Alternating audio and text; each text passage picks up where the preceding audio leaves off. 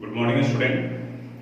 पिछले क्लास में हम लोग ऑर्गेनिक केमिस्ट्री स्टार्ट किए थे और 11th स्टैंडर्ड में जो classification, hybridization, number of sigma and pi bond और ऑर्गेनिक कंपाउंड्स का क्लासिफिकेशन, ये इतना पोर्शन हम लोग कंप्लीट किए थे।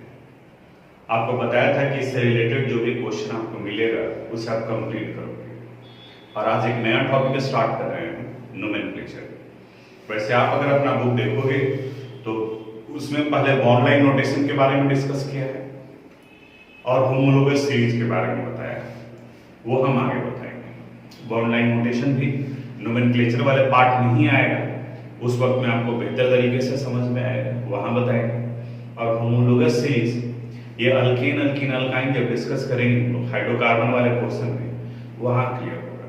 और जितना कुछ बताया हुआ है एनसीईआरटी बुक देखे होंगे उतना तो 10th में आप होमोलोगस सीरीज का डेफिनेशन पढ़ेंगे। थोड़ा सा यहाँ डिस्कस कर देते हैं जब बात निकला है तो।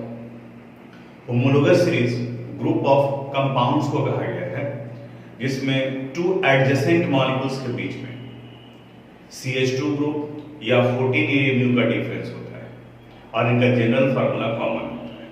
जैसे अल्केन एक होमोलोगस सीरीज का फॉर्मेशन करता है जिसमें मीथेन, इथेन, प्रोपेन, ब्यूटेन ये सभी हैं। और दो एडजेसेंट को अगर आप कंसीडर करते हैं, जैसे मीथेन और इथेन को कंपेयर करोगे तो उसमें 1 कार्बन और 2 हाइड्रोजन एटम का डिफरेंस होगा। इथेन एंड प्रोपेन को अगर कंपेयर करते हैं तो वहां भी 1 कार्बन एंड 2 हाइड्रोजन एटम का डिफरेंस होगा। या उसी का मॉलिक्यूलर मास अगर निकाले तो 14 AMU होता है। आते हैं हम लोग नोमेनक्लेचर पर। नोमेनक्लेचर ये कहा जाता है कि is the process of naming of A compound. नाम देने के विधि को, पद्धति को, प्रोसेस को नोमेनक्लेचर कहा जाता है। और जब हम लोग किसी का नेमिंग करते हैं तो कुछ ना कुछ एक पैटर्न को फॉलो करते हैं, कुछ सिस्टम को देखते हैं।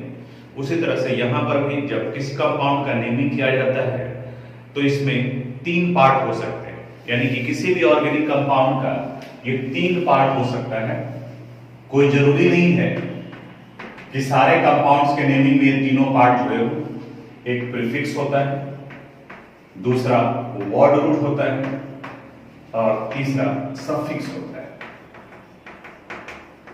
लेकिन कोई भी नाम देखोगे तो इनके अलावा कुछ नहीं रहेगा। प्रीफिक्स, वर्ड रूट और सफिक्स। एक से ज्यादा सफिक्स भी हो सकते हैं, तब उन्हें कहा जाएगा primary suffix, secondary suffix, tertiary suffix. एक से ज्यादा प्रीफिक्स भी हो सकते हैं तो उन्हें कहा जाता है प्राइमरी प्रीफिक्स, सेकेंडरी प्रीफिक्स। यानी कि मेन यहां पर पार्ट हो गया वर्ड रूट, और वर्ड रूट के पहले जो लगा वो प्रीफिक्स और वर्ड रूट के बाद जो लगा उसे सफिक्स कहा जाता है। तो अब यहां पर इन तीनों को एक एक करके हम लोग देखेंगे। वर्ड रूट से स्टार्ट करते हैं, हम वहां से स्टार्ट करेंगे, वो सारे पॉइंट को डिस्कस करेंगे जो ऑलरेडी आप 10th स्टैंडर्ड में पढ़ चुके हैं। वर्ड रूट कहा जाता है it is the name of organic compound which depends on the number of carbon atom. जो कार्बन एटम के नंबर पर डिपेंड करता है उन्हें हम लोग वर्ड रूट करते हैं। और इसके अनुसार से आपको याद कराया गया होगा नंबर ऑफ कार्बन एटम, इस जगह पर लिखते हैं हम लोग नंबर ऑफ कार्बन एटम, और इसी से रिलेटेड होता है इसका वर्ड रूट। जैसे अगर कार्बन एटम का नंबर 1 हो तो इन्हें कहते हैं हम लोग मीथ। अगर कार्बन एटम का नंबर 2 हो then it is called eth. अगर 3 हो then it is called prop. अगर 4 हो तो ब्यूट, बट नहीं पढ़ते हैं इसे, ब्यूट पढ़ते हैं केमिस्ट्री में। अगर 5 है तो पेंट, 6 के केस में हेक्स, 7 के लिए हेप्ट। अगर 8 रहा तो ऑक्ट। 9 के लिए यूज करते हैं हम लोग नोन। 10 के लिए यूज करते हैं डेक। 10 तक में यहां तक बताया गया होगा। यहां हम लोग थोड़ा सा और आगे बढ़ते हैं। अगर 11 रहा तो इन्हें हम लोग लिखते हैं अनडेक। 12 के लिए यूज करते हैं हम लोग डू डेक। 13 के लिए यूज करते हैं हम लोग ट्राई डेक। 14 के लिए होता है टेट्रा डेक, टेट्रा डेक। 15 के लिए यूज करते हैं हम लोग पेंटा डेक। फिर 16 के लिए हो जाएगा हेक्साडेक। अब इसी तरह से आगे की तरफ में ऐड करते चले जाएंगे। 17 अगर हुआ तो हेप्ट है तो हेप्टाडेक, 18 रहा तो ऑक्टाडेक, नोनाडेक, और जैसे ही इसी तरह से बढ़ते बढ़ते हम लोग 20 पहुंचते हैं तो 20 के लिए लिखते हैं हम लोग इकोस। तो अब यहां देखो 10 के लिए लिखा गया डेक, तो 11 के लिए हो गया अनडेक, यानी अन वर्ड लग गया। तो उसी तरह से 20 के लिए जब इकोस है तो 21 के लिए हम लोग लिखेंगे अन इकोस, 22 के लिए हो जाएगा डू इकोस, फिर इसी तरह से आगे ट्राइकोस, टेट्राइकोस, पेंटाइकोस, हेक्साइकोस, इस तरह से आगे बढ़ता जाएगा। 30 पहुंचेंगे तो 30 को कहा जाता है ट्राइकॉन, फिर अनट्राइकॉन, डू ट्राइकॉन, ट्राइकॉन, फिर उसी तरह से 40 पहुंचेंगे तो यहां कहा जाता है टेट्राकॉन, टेट्राकॉन, अनटेट्राकॉन, डू टेट्राकॉन, ट्राई टेट्राकॉन, ऐसा बढ़ता चला जाएगा। हम लोग अगर 20 तक भी याद रखते हैं तो जितना सिलेबस है 12 तक का वो सारे कंपाउंड का नेमिंग हम लोग कर सकते हैं।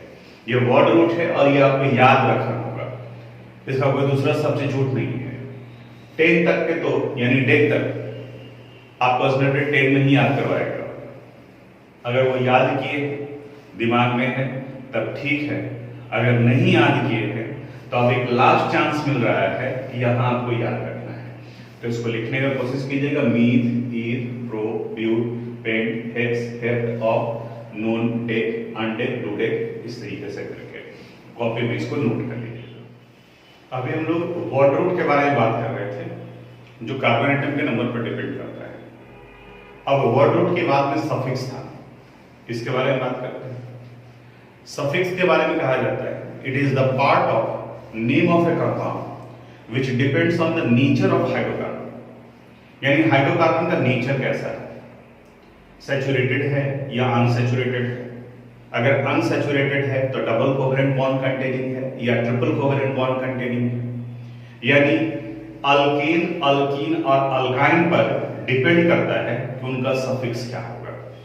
यानी सफिक्स नेचर ऑफ हाइड्रोकार्बन पर डिपेंड करता है। क्लासिफिकेशन याद करो, पिछले क्लास में हम लोग पढ़े थे एसाइक्लिक और एलिफैटिक कंपाउंड में हाइड्रोकार्बन का 3 पार्ट था।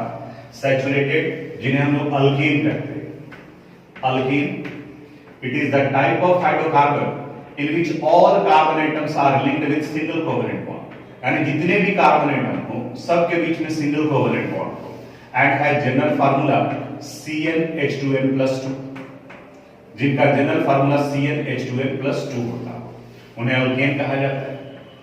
अनसैचुरेटेड हाइड्रोकार्बन में 2 आया, alkyne it is the type of hydrocarbon in which at least 2 carbon atoms, कोई भी 2 कार्बन एटम के बीच में कहीं पर भी अगर डबल कोवेलेंट बॉन्ड हो then it is called alkene and it has general formula CnH2n।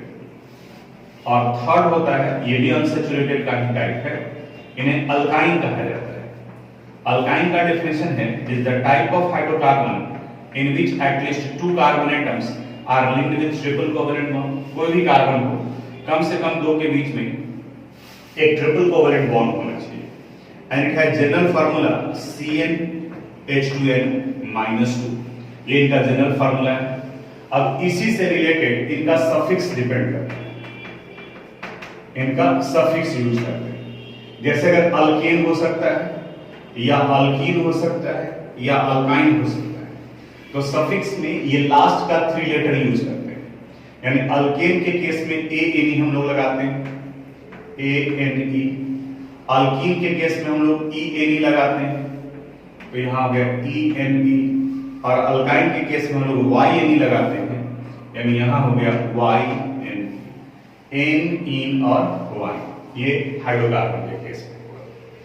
अब ये 2 पार्ट आप लोग सीख गए, वर्ड रूट जो कार्बन एटम के नंबर पर डिपेंड करता है, और दूसरा हाइड्रोकार्बन का नेचर जो ये बताता है कि वो अल्केन है, अल्कीन है, अल्काइन है, और ये डिसाइड करेगा कि सफिक्स क्या होगा। अब इससे रिलेटेड कुछ नेमिंग करते हैं हम लोग कंपाउंड का, यानी आपसे कहा गया है write down the name of following hydrocarbon. कुछ एग्जांपल्स डिस्कस कर रहे हैं। जैसे यहां दिया हुआ है फर्स्ट सपोज C5H10, कैसे नेमिंग करेंगे जो बता रहे हैं। आप क्या करोगे, वर्ड रूट जो रखे हैं वो सामने में रखिए। सबसे पहला काम आप करोगे, कार्बन एटम का नंबर देखोगे। यहां कार्बन एटम का नंबर कितना है 5। अब इसके पहले लिखवाए हैं वर्ड रूट, उस वाले पोर्शन को देखो। वर्ड रूट अगर कार्बन एटम का नंबर 5 है तो उसके लिए वर्ड रूट हम लोग यूज करते हैं पेंट। तो सबसे पहले हम लोग इस 5 की वजह से यहां लिख दिए हम लोग पेंट। अब दूसरा इसमें सफिक्स ऐड करेंगे। सफिक्स क्या होगा, यह डिपेंड करता है कि ये अल्केन है, अल्कीन है या अल्काइन है।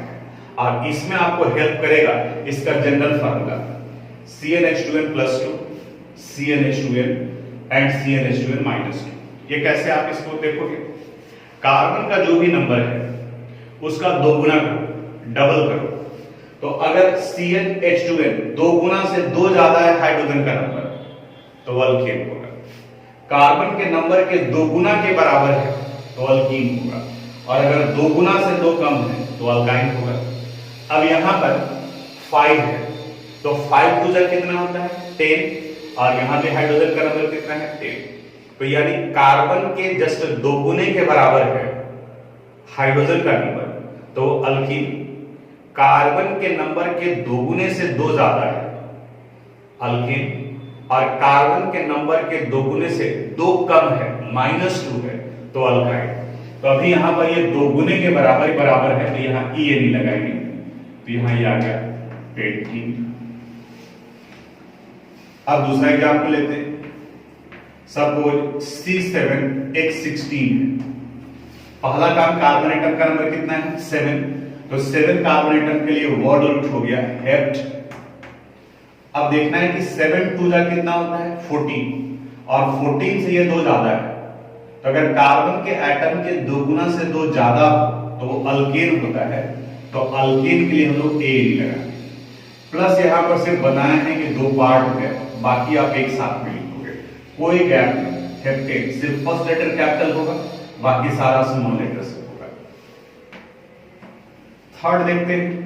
सपोज दिया हुआ है C3H4।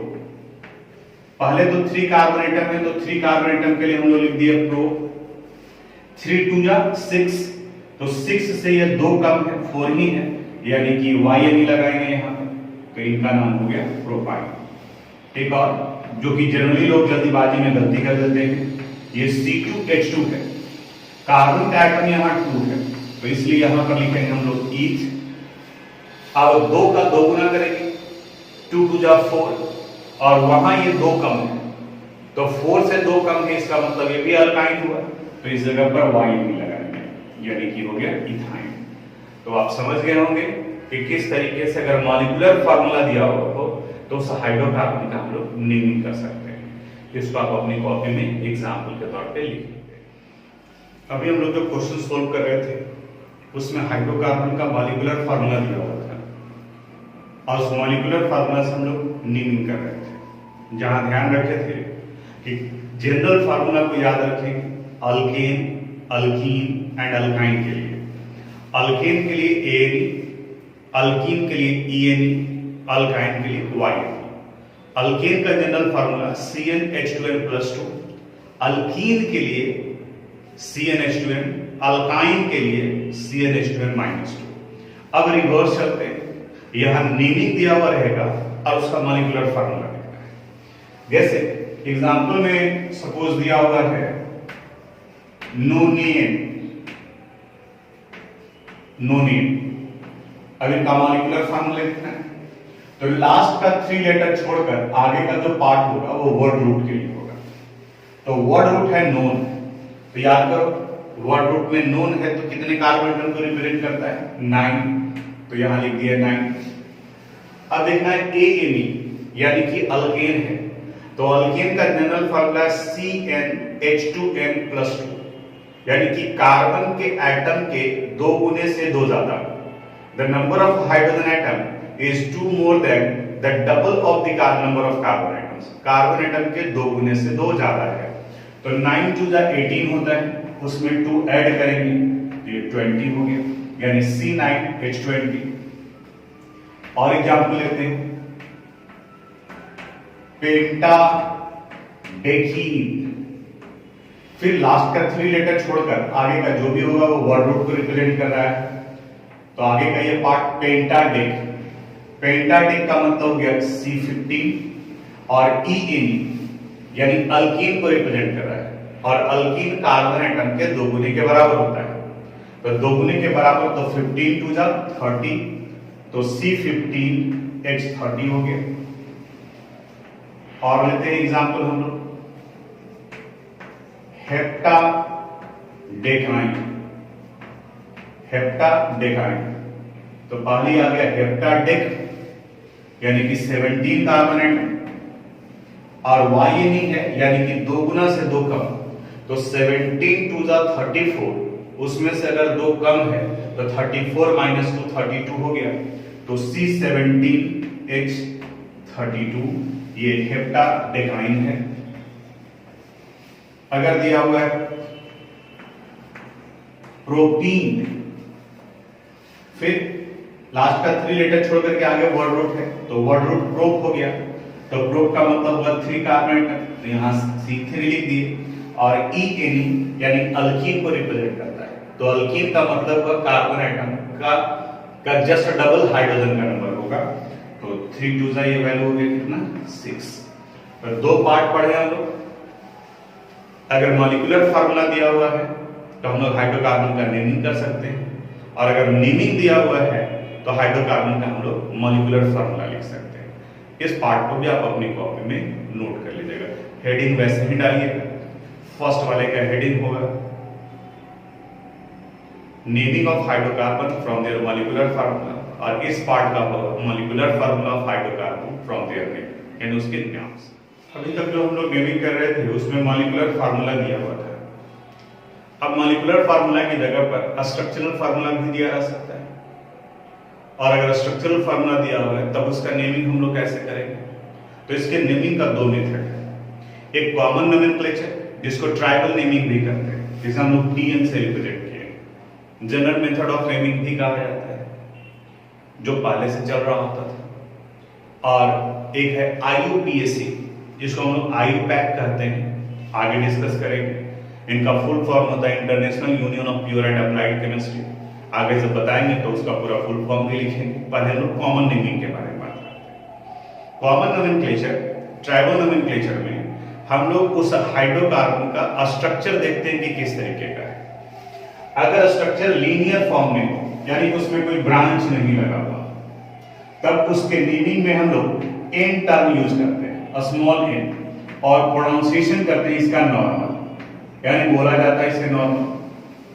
अगर कहीं पर ब्रांच लगा हुआ है, तो अगर एक ब्रांच लगा हुआ है तो इसमें इसके नाम के आगे में आइसो लगाते हैं। और अगर एक ही कार्बन एटम पर ऊपर में भी और नीचे में भी ब्रांच लगा, ऊपर और नीचे एक ही कार्बन एटम पर, तब उस कंडीशन में उसके नाम के साथ में हम लोग नियो लगाते हैं। यानी कि नॉर्मल, आइसो और नियो ये इनके स्ट्रक्चर के अनुसार से हो गया। बाकी का बॉन्डिंग देखते हैं ध्यान से। अगर कहीं पर भी कार्बन के बीच में डबल बॉन्ड आ गया तो इसका मतलब वो अल्कीन हो गया। कहीं पर भी अगर ट्रिपल कोवेलेंट बॉन्ड है तब वो अल्काइन हो जाएगा। और अगर सारे के सारे carbon atom single covalent bond से जुड़े हुए हैं तब वो अल्कीन को रिप्रेजेंट करता है। कुछ एक एग्जांपल बताते हैं आप। जैसे ये कंपाउंड दिया हुआ है CH3 CH double bond CH और ये CH3। अब सबसे पहले ये आप देखोगे कि ये नॉर्मल है, आइसो है या नियो है।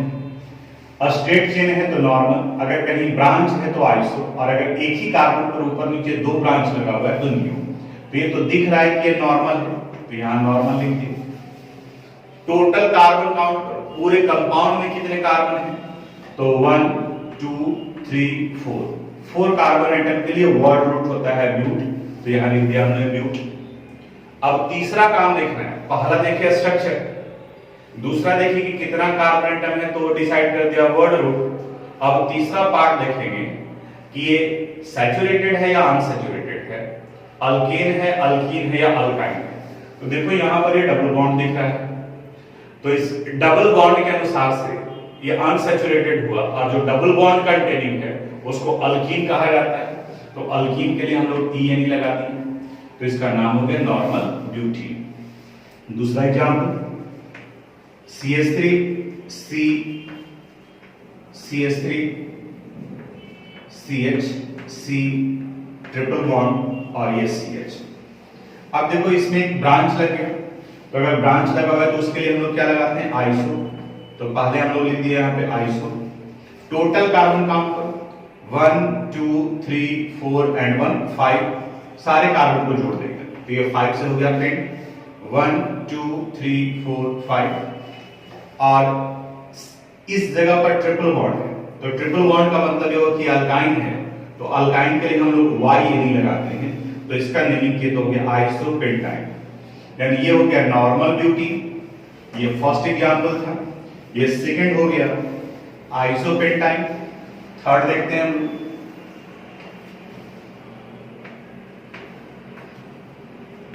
CH3 C CH3 CH3 CH2 और CH3।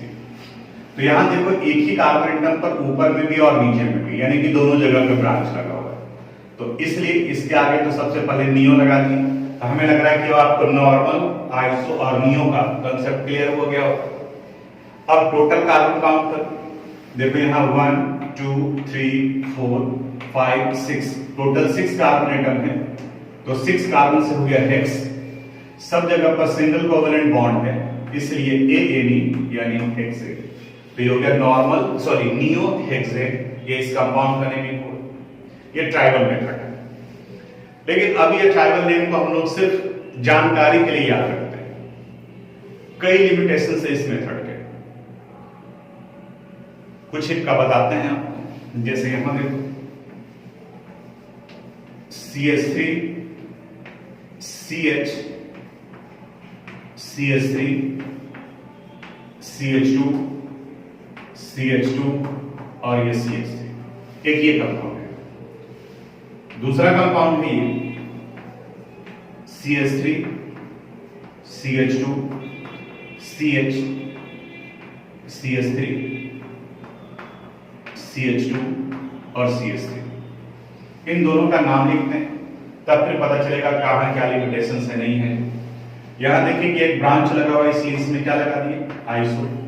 Total carbon atom count करते हैं 1 2 3 4 5 6, तो 6 कार्बन एटम से ये हो गया हेक्स। सब जगह पर सिंगल बॉन्ड है, कहीं डबल बॉन्ड नहीं, इसलिए ए आइसोहेक्सेन। देखो यहां डबल बॉन्ड था, ये डबल बॉन्ड, यहां ट्रिपल बॉन्ड था, इसे कंसीडर करना है, तब वो इन और आइन होगा। सब जगह पर सिंगल था तो हेक्सेन।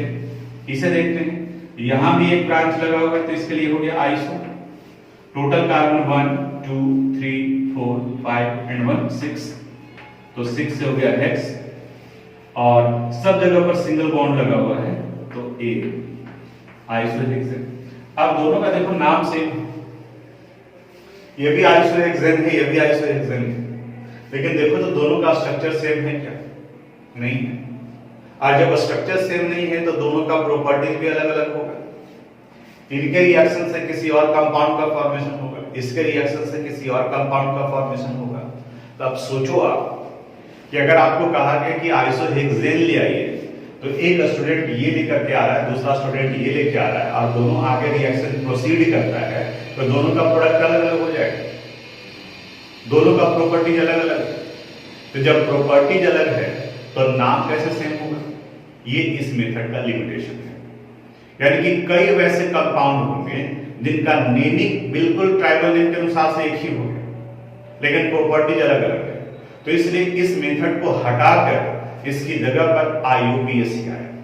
अब आगे हम लोग IUPAC के बारे में बात करेंगे, बीच में जहां जहां कॉमन नेम का जरूरत पड़ेगा उसको हम लोग डिस्कस करते चलेंगे। तो यहाँ आप बहुत ज्यादा उलझने की जरूरत नहीं है। नॉर्मल आइसोनियो कब यूज किया जाता है वो आप देखोगे। आप में से अब कई लोगों के दिमाग में आएगा कि सर यहाँ पे CH2 लिखा हुआ है, यहाँ CH3 लिखा हुआ है, यहाँ CH लिखा हुआ है। 10th में पढ़े होगे आप, कार्बन टेट्रावैलेंट है, कार्बन का 4 ही बॉन्ड बनना चाहिए। तो यहाँ पर देखो इस कार्बन एटम का 1 2 3 बॉन्ड हो गया, इसलिए सिर्फ एक हाइड्रोजन है। इस कार्बन के पास में एक और एक दो ही बॉन्ड बना है, इसलिए 2 हाइड्रोजन। इस कार्बन का सिर्फ एक ही बॉन्ड है, इसलिए इसके साथ 3 हाइड्रोजन। कार्बन का 4 से ना तो कम बॉन्ड होगा और ना ही 4 से ज्यादा होगा। तो टेट्रा वैलेंसी को जस्टिफाई करने के लिए यहां पर नंबर ऑफ हाइड्रोजन बनाते हैं, जहां पे ऑलरेडी 4 है। देखो यहां पे इस कार्बन के साथ एक भी हाइड्रोजन नहीं है, क्योंकि इसका 1 2 3 4 बॉन्ड कंप्लीट हो गया है।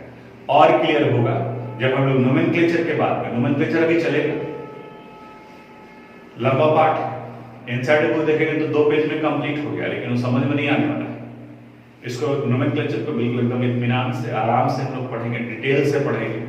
बस आपको जो जो बता रहे हैं, जो वर्क करने के लिए, उसको आप कंप्लीट कीजिएगा। बगैर छोड़े हुए इत्मीनान से आप इसे ध्यान में रखोगे, क्योंकि 12th का ऑर्गेनिक क्या होने वाला है वो 11th के ऑर्गेनिक पर डिपेंड करेगा, क्योंकि यहां हम सारे बेसिक पार्ट को लेकर के चल रहे हैं। तो इसे आप अपनी कॉपी में नोट कर लीजिएगा। अब हम लोग आईयूपैक नोमेनक्लेचर पर आते हैं। IUPAC लिखा जाता है, ये एक्चुअली एब्रिविएशन है, इसका फुल फॉर्म होता है इंटरनेशनल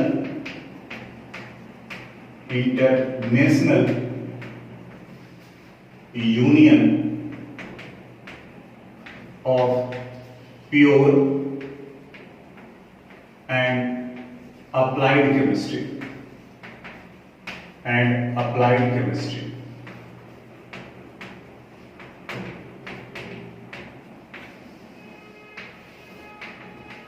यहीं से इंटरनेशनल का I U P A और ये C आया है, तो इसको हम लोग IUPAC या IUPAC कहते हैं।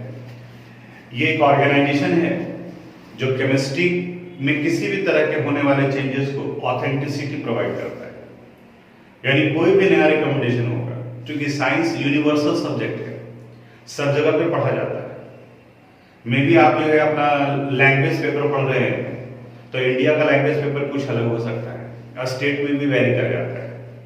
अमेरिका में कुछ और हो सकता है, हिस्ट्री डिफर कर सकता है, क्योंकि हम जो है इंडियन हिस्ट्री पर ज्यादा फोकस करेंगे, कोई दूसरा कंट्री जो वो अपने कंट्री के हिस्ट्री पर ज्यादा फोकस करेगा। बट साइंस को यूनिवर्सल सब्जेक्ट कहा जाता है और ये सब जगह पर पढ़ा जाता है। हाइड्रोकार्बन के जो नोमेनक्लेचर का मेथड हम लोग डिस्कस कर रहे हैं, जो नेमिंग हम लोग कर रहे हैं, अमेरिका, इंग्लैंड, फ्रांस, जर्मनी सब जगह पर वही होता है। CH4 सब जगह पर मीथेन ही होता है। प्रोनाउंसिएशन में डिफरेंस हो सकता है, कोई मीथेन कहते हैं, कोई मेथेन कहते हैं, तो वो हो सकता है, बट मेथड जो लिखने का जो है वो सब एक ही है। तो ये ऑर्गेनाइजेशन IUPAC उसको गवर्न करती है। कोई भी चेंजेस हुआ, और IUPAC टाइम टू टाइम नए नए रिकमेंडेशन आते हैं, इसलिए कहा जाता है आप पुराने बुक को ही देखेंगे तो वहां पर जो वैल्यू रहेगा वो अभी का जो रिसेंट वैल्यू है वहां पर वो चेंज हो जाएगा। जैसे आप लोग जब यहाँ नेमिंग पढ़ेंगे तो अल्कोहल में हम लोग पढ़ेंगे ब्यूटेन 2 ऑल, लेकिन जब हम लोग पढ़ते थे तो उस वक्त में पढ़ते थे 2 ब्यूटेनॉल, तो वो चेंजेस आया नए रिकमेंडेशन के अनुसार से, तो कई चेंजेस आता है। तो IUPAC नोमेनक्लेचर के बारे में बात करेंगे हम लोग, IUPAC नेमिंग के बारे में बात करेंगे। IUPAC नेमिंग में सबसे पहले अल्काइल ग्रुप का टर्म आता है। अल्काइल ग्रुप कहते किसे हैं? It is the substituent group obtained after the removal of 1 hydrogen atom from alkane. यानी अल्केन से हाइड्रोजन हटाने के बाद जो ग्रुप बचा रहता है उसे हम लोग अल्काइल ग्रुप कहते हैं। अल्कीन से हाइड्रोजन रिमूव करने पर जिस सब्स्टिट्यूएंट ग्रुप का फॉर्मेशन होता है that is called alkyl group. और इस अल्काइल ग्रुप को जनरली हम लोग R से रिप्रेजेंट करते हैं। आगे कई जगह पर R टर्म आएगा, वो अल्काइल ग्रुप को रिप्रेजेंट करता है। कुछ एक एग्जांपल देखते हैं हम लोग, जैसे CH4 ये मीथेन है, अल्केन है। इस मीथेन से अगर आप एक हाइड्रोजन एटम रिमूव करते हो then it result the formation of CH3 और इसका नाम होता है मिथाइल। स्पेलिंग पर ध्यान दोगे क्योंकि कई लोग यहां भी मिस्टेक करते हैं, सिर्फ YL लगा हुआ है, YL है, और कुछ लोग YLE कर देते हैं। अगर E कर देंगे तो वो गलत हो जाएगा। यानी अल्केन में ANE हटाकर सिर्फ YL लगाया जाता है, तो मिथाइल हो गया। अब ये माइनस नहीं है, इसके बारे में थोड़ा सा, ये एक्चुअली ये बॉन्ड है। मीथेन का स्ट्रक्चर केमिकल बॉन्डिंग चैप्टर में भी याद करो, लिविस डॉटर स्ट्रक्चर लिखते हैं हम लोग, तो ये मीथेन है। अब इस मीथेन में से अगर आप सिर्फ 3 हाइड्रोजन एटम डाल रहे हो तो यहां पर ये 3 हाइड्रोजन एटम हो गया और ये एक बॉन्ड फ्री बचा हुआ रह गया। यही फ्री बॉन्ड यहां पर ये दिखता है, यानी कि ये बॉन्ड को रिप्रेजेंट कर रहा है जो किसी दूसरे के साथ जाकर अटैच होगा। तो मीथेन से बना मिथाइल ग्रुप। उसी तरह से C2H6 ये इथेन है। इस इथेन से अगर आप 1 हाइड्रोजन एटम रिमूव करते हो then it result the formation of C2H5 और इस C2H5 को इथाइल ग्रुप कहा जाता है। तो मीथेन से बना मिथाइल, इथेन से हो गया इथाइल। उसी तरह से C3H8 ये प्रोपेन है, प्रोपेन। अब यहां से अगर हाइड्रोजन रिमूव करते हैं तो इनका फार्मूला हो जाएगा C3H7 और इन्हें कहा जाएगा प्रोपाइल। तो अब समझ में आ गया, मीथेन से मिथाइल, इथेन से रिमूव किया तो ethyl, propyl, butyl, pentyl, hexyl, ये सभी अल्काइल ग्रुप होते हैं। ये सब्स्टिट्यूएंट है, यानी जो पेरेंट चेन के साथ में अटैच्ड होता है उसे हम लोग अल्काइल ग्रुप कहते हैं। तो यहां तक आप इसको नोट कर लीजिएगा। इसके बाद में अब आगे हम लोग IUPAC नोमेनक्लेचर पढ़ने वाले हैं। अब IUPAC नोमेनक्लेचर में 2-मिथाइल ब्यूटेन, 3,3-डाइमिथाइल पेंटेन, इन सब के बारे में डिस्कस करेंगे। तो आप देखिए 10th का अगर पढ़ा हुआ पोर्शन है तो उसको आप थोड़ा सा देखिएगा, यानी कि अगले क्लास में 10th को हम लोग क्रॉस कर जाएंगे, यानी कि जो पार्ट है। तो आज जहां तक बताएं वहां तक आप अपनी कॉपी में सिस्टमेटिक तरीके से नोट कर लीजिएगा। Thank you.